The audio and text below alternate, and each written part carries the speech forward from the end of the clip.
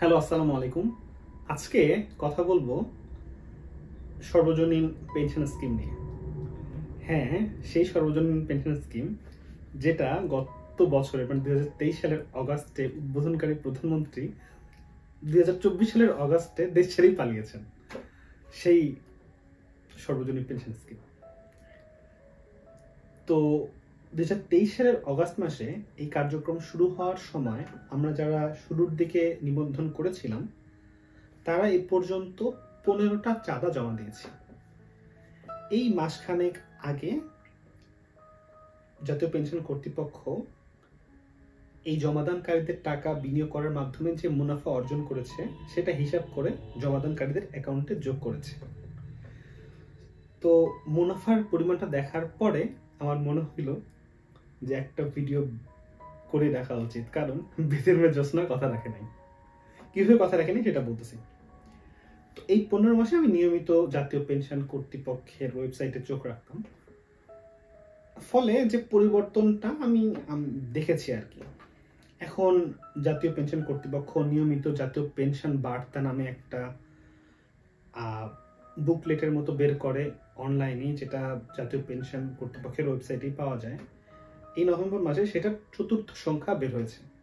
তো সেই 4র্থ সংখ্যায় বলা হচ্ছে যে এই 15 মাসে 3,72,387 জন এই সর্বজনীন পেনশন স্কিমের প্যাকেজগুলোতে নিবন্ধিত হয়েছেন। আর এর মধ্যে ওই প্রত্যয় স্কিম নিয়ে যে নাটক সেটা তোমরা সবাই জানি। তো যাই হোক, এই 4.5 লাখ মানুষ এ পর্যন্ত 130,96,83,500 টাকা পেনশন তহবিলে জমা করেছেন। আর এই টাকার মধ্যে জাতীয় পেনশন কর্তৃপক্ষ 128,99,55,669 টাকা বিনিয়োগ করেছে সরকারি ট্রেজারি বন্ডে বিভিন্ন মেয়াদে।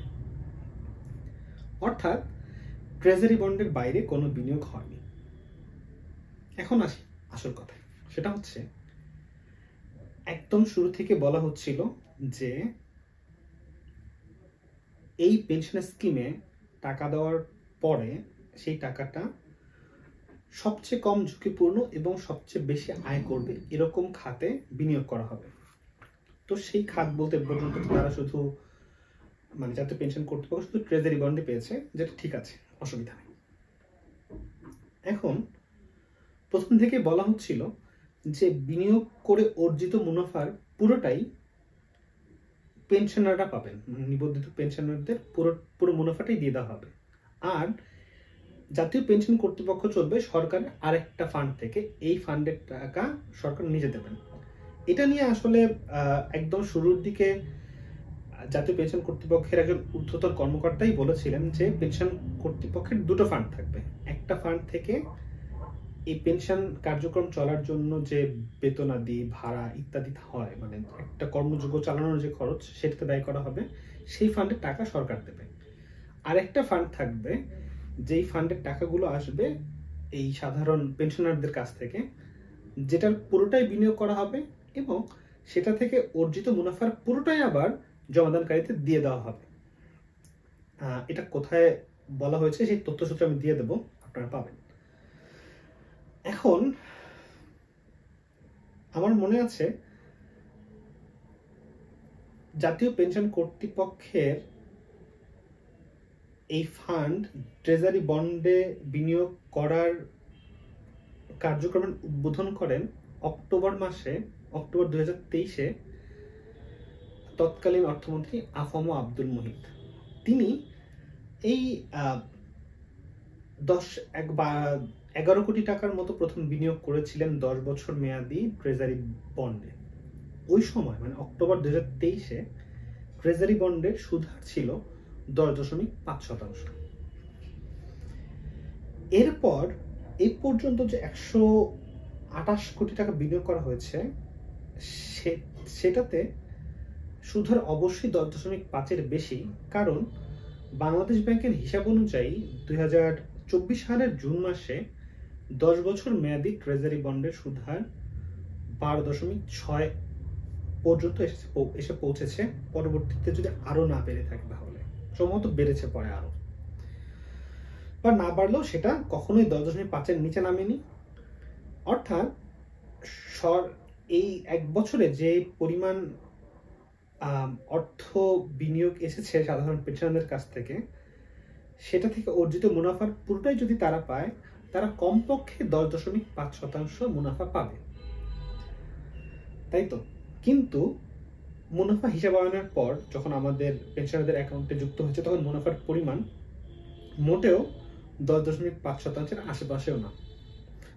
ইনফ্যাক্ট 10.5% না, এই পরিমাণটা 10.11% কাছাকাছি হওয়া উচিত যদি পুরোটাই পেনশনাররা পায়।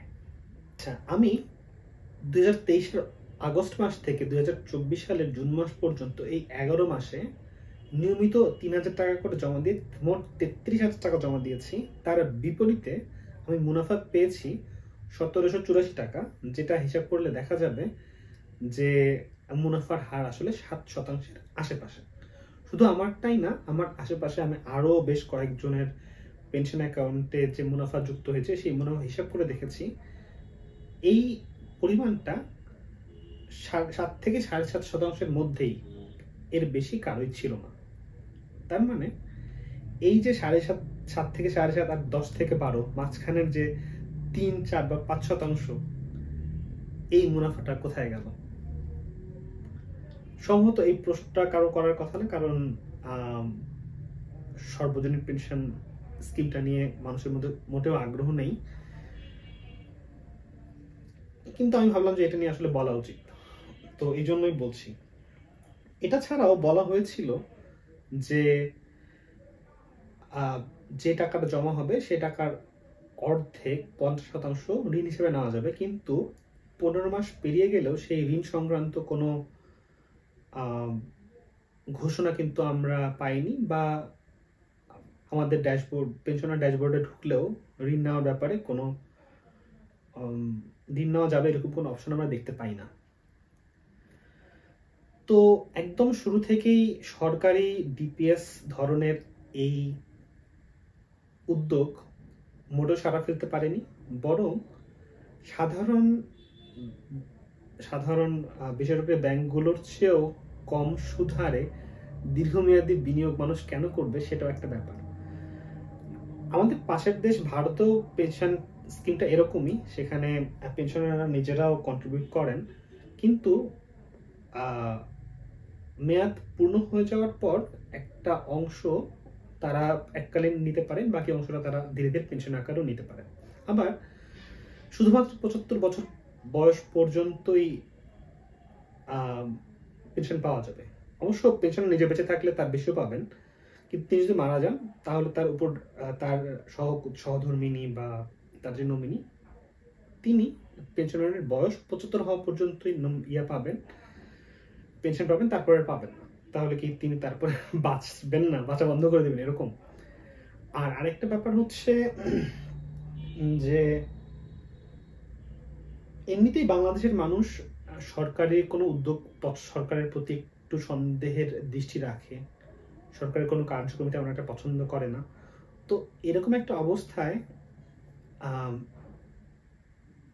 এরকম খারাপ ফিচারের উদ্যোগ আসলে সর্বজনীন পেনশন স্কিম যে ভালো একটা ধারণা নিয়ে শুরু হয়েছিল সেটা অর্জন করতে ব্যর্থ হবে, সেটা বলাই যায়।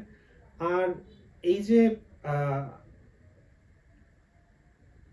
সর্বজনীন পেনশন ব্যবস্থা, এটার সাথে যদি লাইফ ইন্স্যুরেন্স এবং মেডিকেল ইন্স্যুরেন্স যোগ করা যায়, তাহলে হয়তো কিছু মানুষের আগ্রহ তৈরি হতে পারে।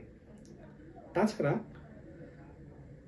আমরা যারা উৎসাহী হয়ে এই সর্বজনীন পেনশন স্কিমে রেজিস্টার করেছি, তারা আসলে দিন শেষে ক্ষতিগ্রস্তই হবে, এবং নতুন মানুষও এখানে যুক্ত হতে খুব একটা আগ্রহ পাবে না। দেখা হবে অন্য কোনো ভিডিওতে। আসসালাম।